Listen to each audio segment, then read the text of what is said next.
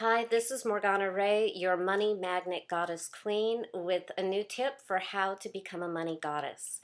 Last week, I wrote a post about how we really can't afford to wait. If there's an important opportunity, you have no guarantee that you will ever have it again. And some people thought I was overreacting a little bit to that. I mean, I got a lot of really positive response, including the person who had prompted this response in me by saying, "Hey Morgana, I really can't wait to work with you next time."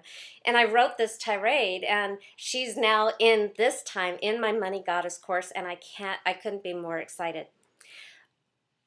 But this is what most of you don't know about me. Today is November 7th, and 27 years ago today, I was almost killed. It was just an ordinary day in probably the happiest time of my life. I was in love. I was in love. We were planning to get married. I was 16 years old. I had straight A's. I'd just come home from Europe with my parents, and I felt like anything was possible. If you're going to talk law of attraction, my vibration was as high as humanly possible. And then I got hit by a car, and bam, brain injured. I was in a coma for a week.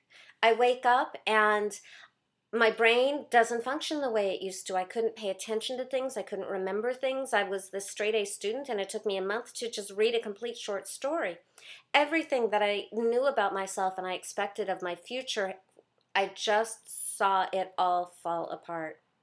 The guy dumped me on my birthday 2 months to the day after I was hit by the car. I was suicidal every day of my life for a couple of years after that. I couldn't sleep for a year and a half. I would just wake up over and over and over again, hungrier and hungrier and hungrier because of a serotonin problem from the injury, that it took more and more calories to allow me to fall asleep.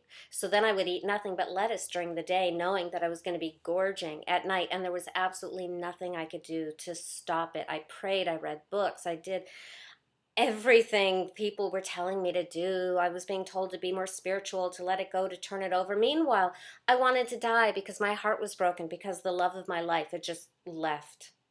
And my mother couldn't handle it, and so she was abusive, emotionally and physically.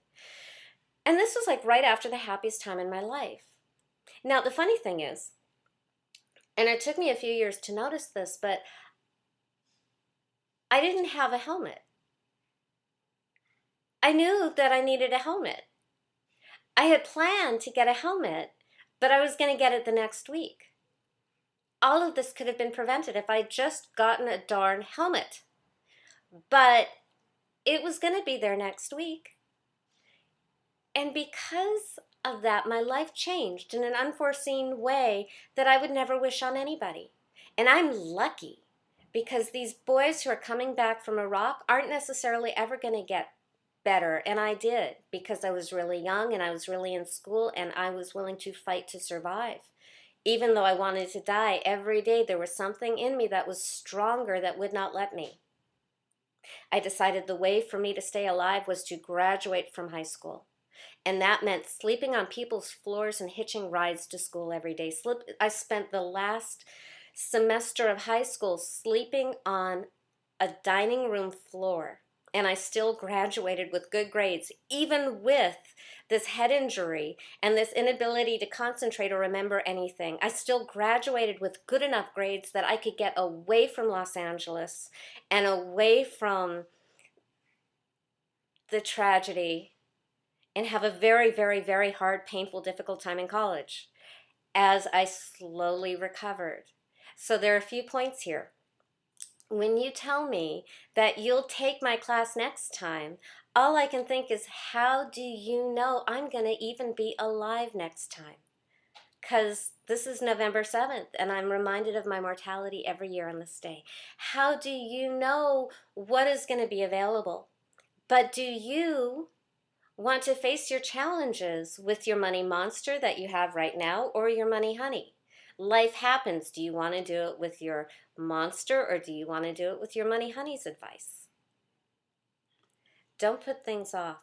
We don't know what the future holds. Things change very, very, very quickly.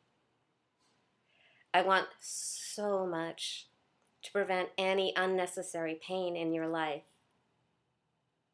because I know how bad life can feel, which ironically is one of my talents as a coach, is I know and I respect that level of human experience.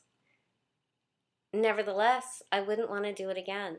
And I wouldn't want that for you. I'd rather help you out of that so that you can be taking your Persephone gifts, whatever that pain or challenge has been in your life, so that you can go out and help others instead of struggling with the same problem that you had last year and the year before and the year before.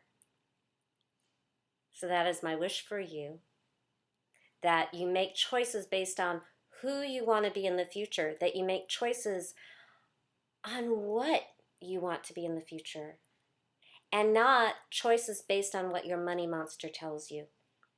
In fact, this is actually going to run a little longer than I expected, but here's another tip. Never, ever, ever, ever say that you can't afford something. That is like throwing meat to your monster. He wins. Every time you say, I can't afford it, you are feeding your monster and you are starving your honey because you're making money the bad guy. You're giving all responsibility to money. If you're not going to do something, you simply say, it's not an economic priority for me, and own it. Yeah, I need it, and yeah, I'm miserable, but it's not an economic priority for me right now. And that's that, and that's fine. You can't argue with that. And it's also empowering to say, it's something I want and it's just not a priority. Maybe I don't want it that much. And that's fine. I respect that more because it's more honest and it's more empowering. And you get to decide what your priorities are. It's not my job or anybody's job to decide your priorities for you. So the lessons are: decide what your priorities are, act on them, and own them. And I'll talk to you soon. Namaste.